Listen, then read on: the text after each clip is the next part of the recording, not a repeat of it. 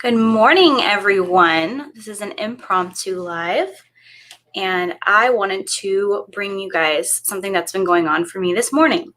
Now, the reason that I put this NS, not safe for work, whatever that saying is, that means not safe for work, is because today's theme of shadow work is rejection.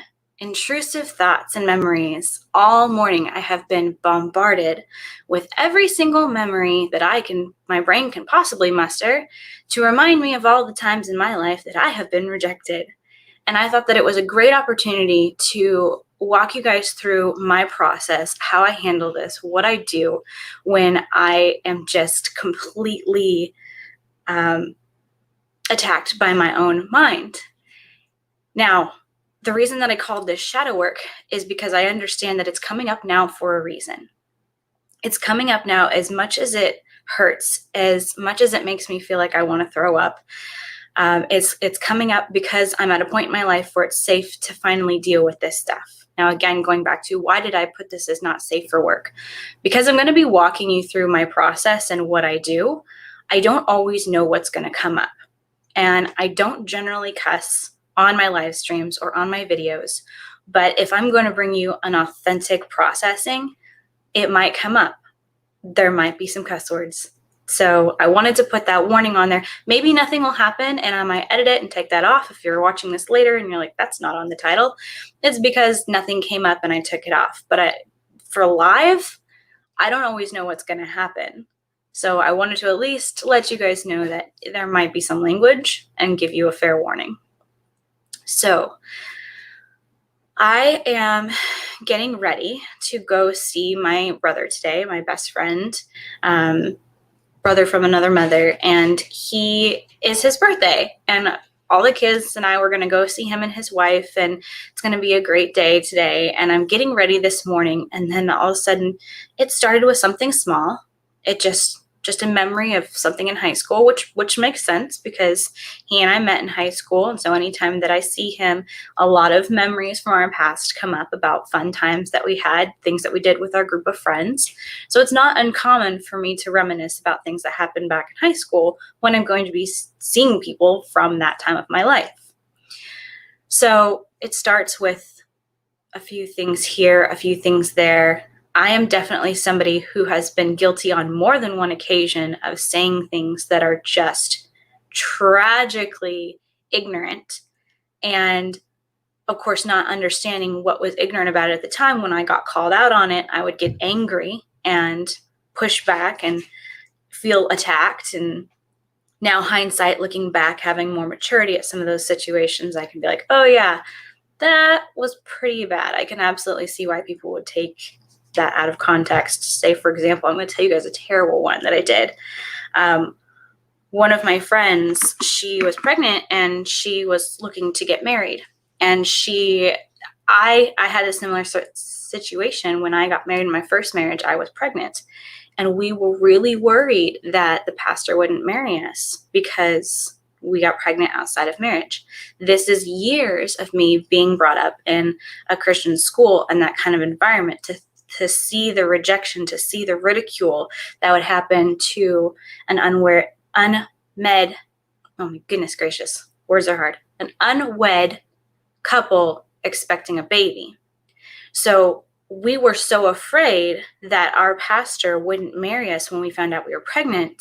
And we were so just overjoyed when she showed us so much grace and love when she still chose to officiate the ceremony.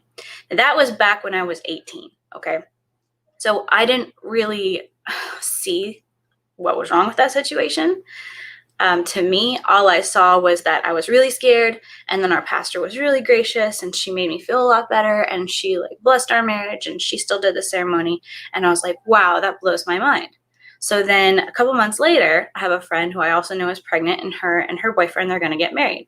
And so she goes online and she says, hey, does anybody know of any people who will officiate a wedding that are not religiously affiliated? So in my mind, I'm thinking that she's struggling with the same fear that I struggled with, and that she doesn't want to go through the church because she's afraid she's going to be judged. So I go on there and I say, it's okay. They're not going to judge you. Like, it's totally fine. I had the same situation. Nobody's going to judge you for having a baby, or for being pregnant. Like, you can absolutely work with a pastor. They'll marry you, no problem. Well, one of her friends comments on my comment and pretty much rips me a new one, saying, like, what the hell? You are an asshole. She's only asking for somebody who's not religiously affiliated because she's not a Christian. She herself is not religiously affiliated. It has nothing to do with the fact that she's pregnant. As like, none of that is a concern. Like, I just totally judged the situation. And so, of course, me in my immaturity of being 18, I push back and I'm mad that this person called me out and I feel personally attacked and offended. And now, of course, I'm nearly 34 and I look at the situation and I'm like, oh my God, I can absolutely see why that person felt that way. So this morning, as I'm getting ready, similar memories like that, where they're just so saturated with shame. So it's not just rejection that I'm encountering this morning. It's not just these memories of rejection, but it's the justification of the rejection. These memories, they're shameful for me, or regardless if it's true or not, whatever the memory is, I'm getting this shame because I'm in agreement with the rejection that I received. So let that sink in for a minute. When you are being bombarded with thoughts, and you might be happening when you're trying to go to sleep at night, and all of a sudden these thoughts come into your mind. A lot of the time it happens for me when I'm driving long distances, because it's really quiet and it's like that road hypnosis where my mind gets clear, and then these things have an opportunity to come up. Earlier this morning, it was while I was in the shower, while I was getting ready, just different times where it's like my mind is not on alert. And it's the opportunity for these things to come up and for them to surface. And it makes you feel like, personally, I feel right here in my solar plexus. That's where our confidence lives, or the lack of confidence, depending on what's going on there, if it's blocked. So I'm getting memory after memory after memory after memory. And I'm thinking, I need to call my girls. I have two amazing women that I was paired with. We all got certified as coaches together. We all went through the program together, and they are my soul sisters. And initially I wanted to reach out to them because I know what the truth is. I know who I am, but I wanted to reach out to them just to let them know, hey, I just want to be loved on. I want you guys to tell me that I'm not a bad person. I know I'm not a bad person, but in this moment, I'm really agreeing with these reasons that I was rejected. Other memories that came up were when I was probably like 8 or 9 years old. I was a really weird kid, and now you guys know why. Some of that stuff I hadn't remembered why until later. If you've seen some of those videos about what it was like growing up to see ghosts and stuff like that, I was weird, and people didn't like weird at a private Christian school. Would I have had the same experience at a public school? It's highly likely. I have no idea. I only experienced one life, one option.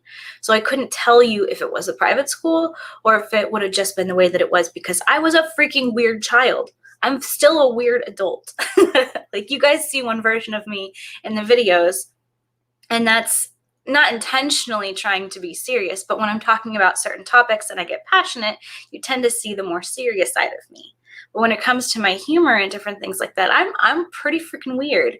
So back then as a kid, it didn't go well with a lot of people's parents, and even other kids. Like, they can tell when you are self-conscious. They can tell where you're shy, and people, I think we see it more so with kids than any other group, but just people in general, we gravitate towards those who are confident, right?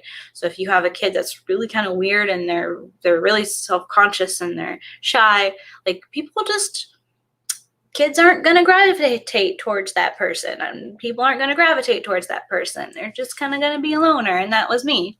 And so again, it's like I have this justification of what's going on. I have these thoughts and these rejections from these kids and from their parents. It's like, okay, well, again, I went to a private Christian school. My parents were divorced. I know that I was a product of a broken home. I heard it over and over again why those kids couldn't play with me because I'm from a broken home and I'm a bad influence and whatever. I heard that over and over again. Now, was that true? No. But thinking back on those memories, again, that's where the shame piece comes in. Because there's a part of me, even though the almost 34-year-old me understands that that's not true, that that's not who I am, there's also a secondary part of me that simultaneously holds the opposing truth. And it's because it's the psychology part of me, honestly. It's the understanding people, understanding why they do what they do, that can make it difficult. So I can understand the truth of the situation, and the truth is that it's a level of agreement with those rejections, because I understand that it's not just about what I went through, and it's not just about being judged. It's not me against the world. It's not me against all these demon kids that were so mean to me. They were taught what they were taught, just like I was. I didn't go to my friend who was wanting to get married and intend to judge her. I wanted to let her feel the freedom that I felt, and I was hoping to take away any fear she might have. I was way off mark, just as those kids were with me when I grew up, just as those adults were with me as I was growing up. So part of me can justify those memories and those things, and that's why the agreement exists, that I agree with that rejection. But there's a part of that rejection that I'm not honoring, and that's why they're coming up today. That's why they're coming up this morning, and they're bombarding me, and it's these intrusive thoughts that are telling me that I deserve that rejection. It's because I've agreed to part of that rejection based upon the grace and understanding and compassion for those people in the situation, the way that they perceive the truth, what the truth actually was. But the part that I'm not honoring is the part that it actually exists for my pain. I hope that makes sense. Why are these intrusive thoughts coming up? Why are all these memories of rejection coming up? Why is all this fear of future rejection coming up that makes me feel so sick to my stomach? It's because, hey babe, life with Stan, my husband's in the chat. When I am having compassion for those people that rejected me, and I'm having compassion for those situations, and in the compassion, I'm making the agreement that the rejection was justified, part of me says that that's the right call, because it's like rising above, right? But in reality, all I'm doing is I am not honoring what's in my body. Now, just because I'm holding the pain doesn't mean I have to identify with the pain, doesn't mean I have to live there. But if I never acknowledge that the pain is there, if I never allow it to hurt me, then I can't let it leave either. And again, I don't have to live there. I'm not claiming it. I'm not living in victim mentality and saying, I was so hurt by this thing and I'm going to allow it to continue to become a block and get in my way as it continues to fuel the fear of future events of rejection. That's not what allowing myself to feel it is. Allowing myself to be hurt. That's not what that looks like. Allowing myself to be hurt is like ripping the bandage off and just getting it over with.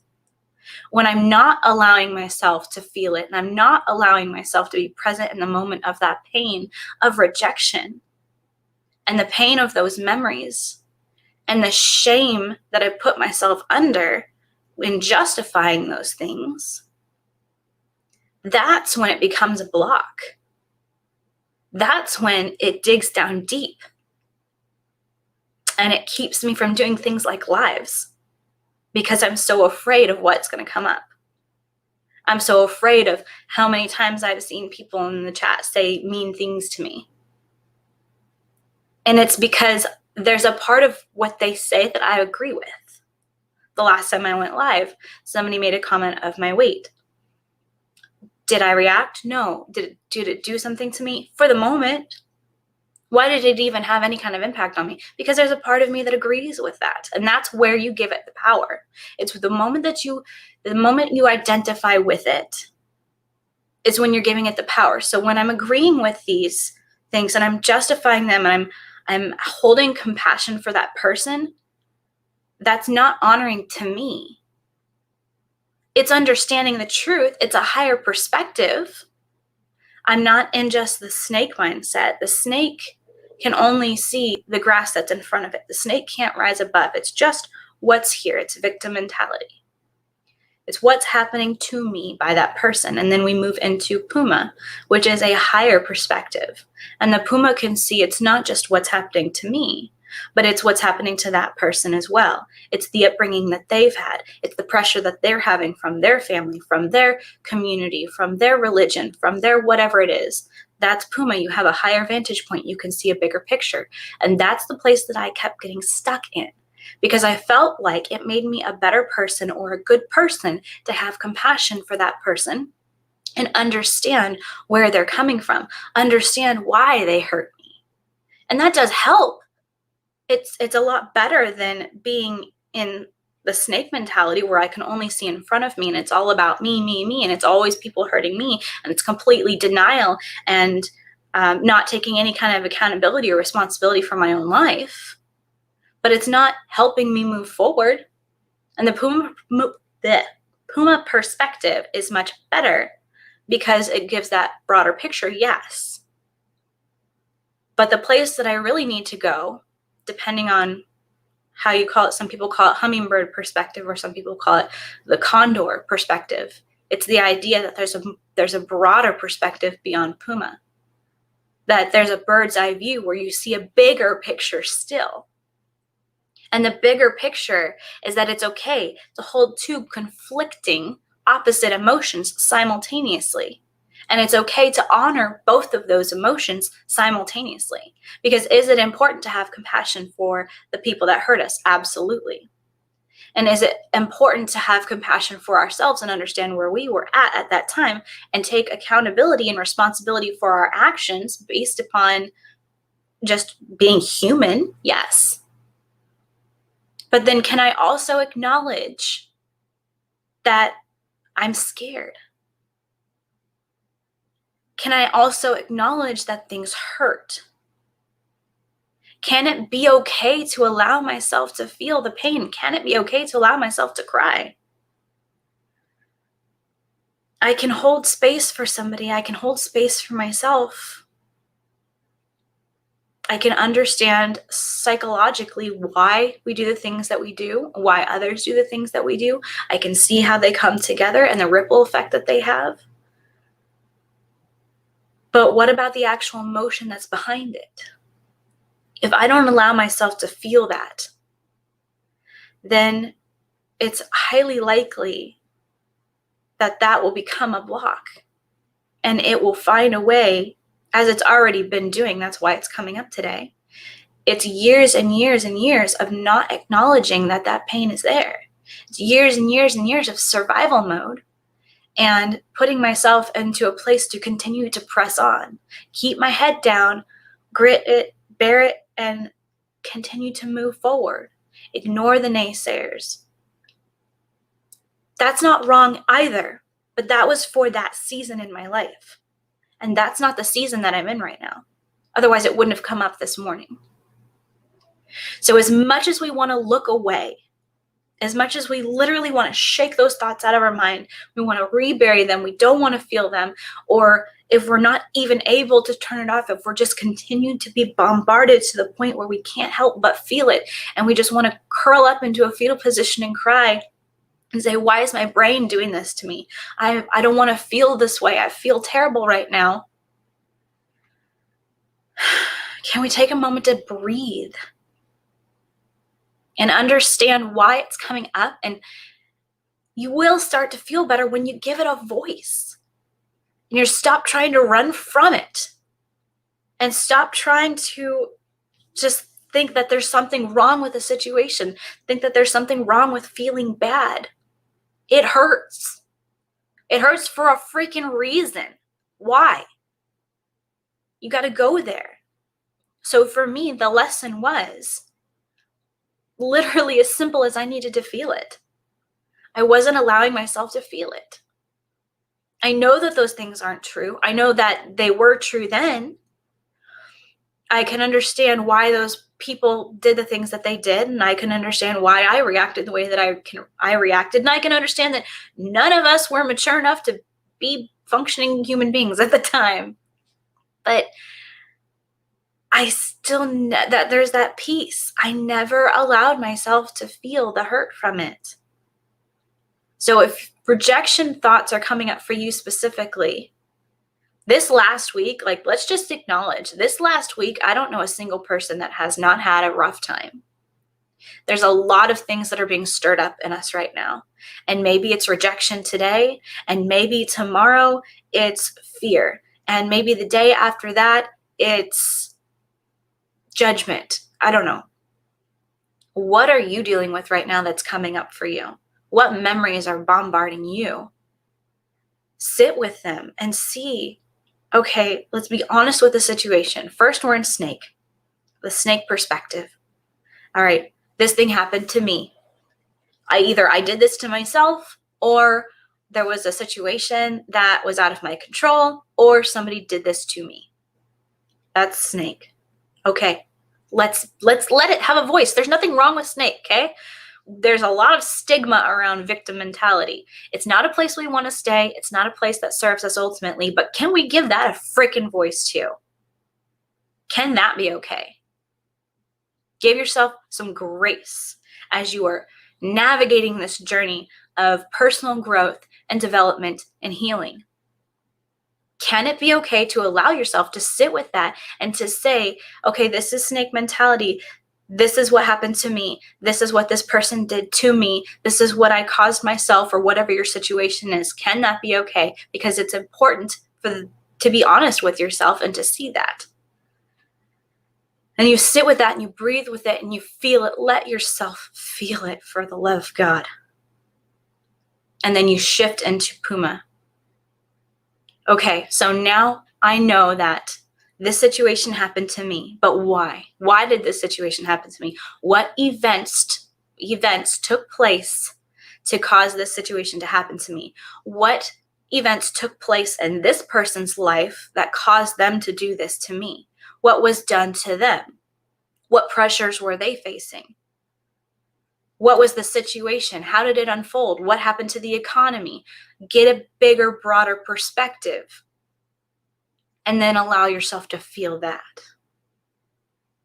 And understand you're not going to stay there either. Because although that's a more serving place than snake, it can still be a sabotaging place, because now your compassion and your understanding is not allowing you to feel the hurt that you feel, because you feel that you need to shift out of victim mode, right? So we're still holding both perspective emotions simultaneously. You're holding the pain and you're holding compassion.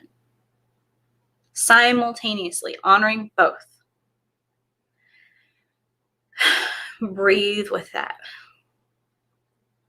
And then we shift into condor or hummingbird, depending on how you've learned that.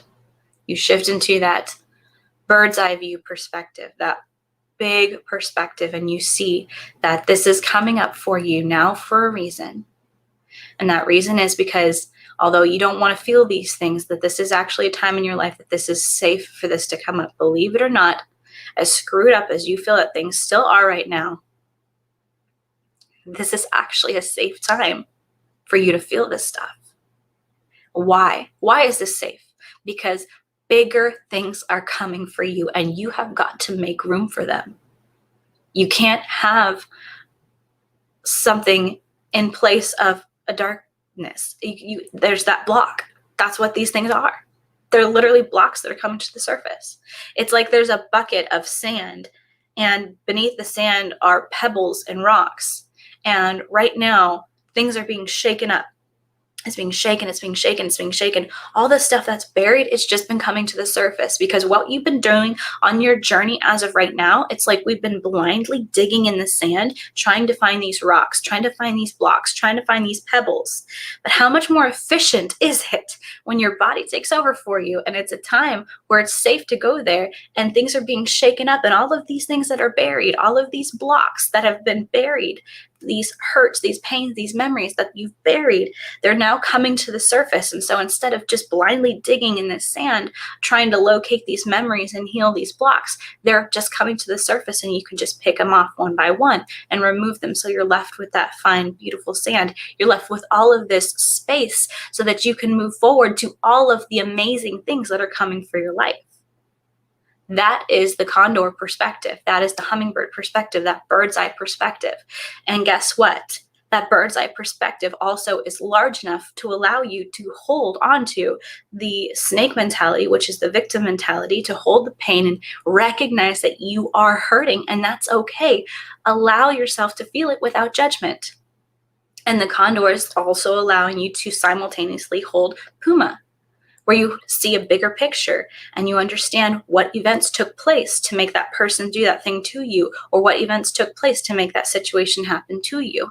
That there's more to the picture, and you have compassion now, and you're holding the pain and compassion simultaneously.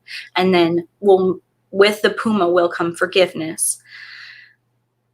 But with the condor, you'll realize that forgiveness isn't even really a thing, because when you realize there's nothing to be forgiven, you recognize it for what it is, and that it's something that has allowed you to come to be where you are. But guess what? It didn't bring you to a stronger point. It didn't make you any stronger. It just revealed to you the strength that was already there. So it's your awareness that's changing, not that you're getting stronger. You are already strong. There's nothing about you that was lacking. You just didn't recognize that that was there because you never had a situation to put you there. So now we've shifted into this condor perspective that shows us what the truth is. The real truth is that you're making room in your body. You're making room in your mind, because bigger, better things are coming. And this shit that's been holding you back is no longer applicable. It is time to let it go. And that's why it's coming up. That's what we call intrusive thoughts. So I wanted to share this to you because I was hurting this morning. I was struggling, and I wanted to call my girls. I wanted to call my beautiful, strong women that are in my life, and I wanted to ask them to build me up. And I was in this place of just wanting to be small, and I was hurting, and I was scared, and I said, no, because I know what's happening. And it's okay to be in that place of smallness, and it's okay to be in that place of being scared, and it's okay to seek out affirmation and love from the people that you know are there, because that's your tribe. There would have been nothing wrong with that either. I would have got to the same place, but I have a different role than most people. This is my job. This is what I'm doing, and this is what I wanted to bring to you guys, because I've never been able to walk you guys through something as I'm actually experiencing it. Now, I did already process the pain before I came on camera. I realized it, unfortunately, a little too late that I could share this with you guys. I didn't think about it as I was really in the pain. Next time, I would like to share that with you guys so you can really fully see.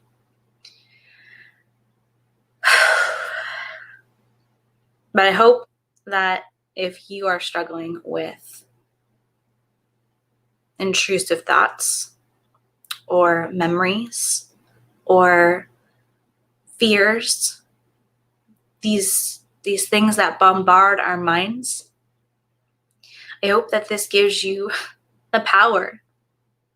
You already have the ability to have these different perspectives, but I hope that this gives you the power, that this empowers you to be able to do this on your own.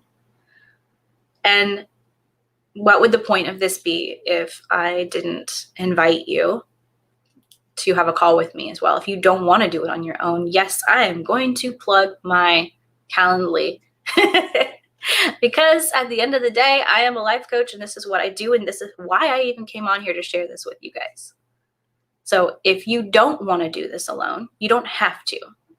You are capable. You can absolutely do it.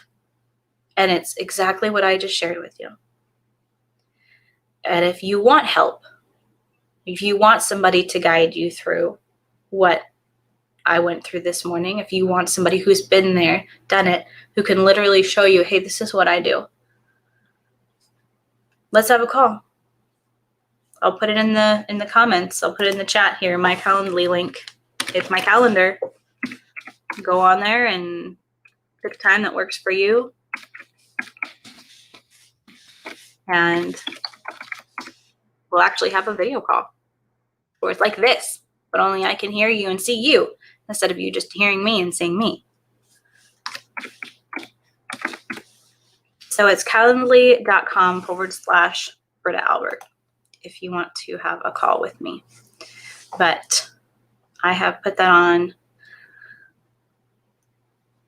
I'm not sure exactly how it works. I'll check after this is over and see if it's in the comments. If it's not, I'll go ahead and put it in the comments as well so that you can have that link. But I hope that you have a wonderful weekend. I know this was an impromptu live. I hope to get on a schedule. This is something I'm still growing at. As you saw, the whole point of this was rejection. There's a whole ton of stuff that I struggle with, that I have to coach myself through, that I have coaches have coaches to work through as well. And part of that is being live. So I'm not going to let my fears of people pointing out my insecurities hold me back from going live anymore. Am I going to commit to a schedule? Not quite yet, because if I'm going to commit, I don't want to regress on my commitment. But I do promise that there'll be more lives and they will be more often. But I hope you guys have a great weekend. Enjoy your Easter weekend. If you haven't already had spring break, ours is next week. So if you are going to experience a spring break, enjoy that as well. And I will see you guys soon.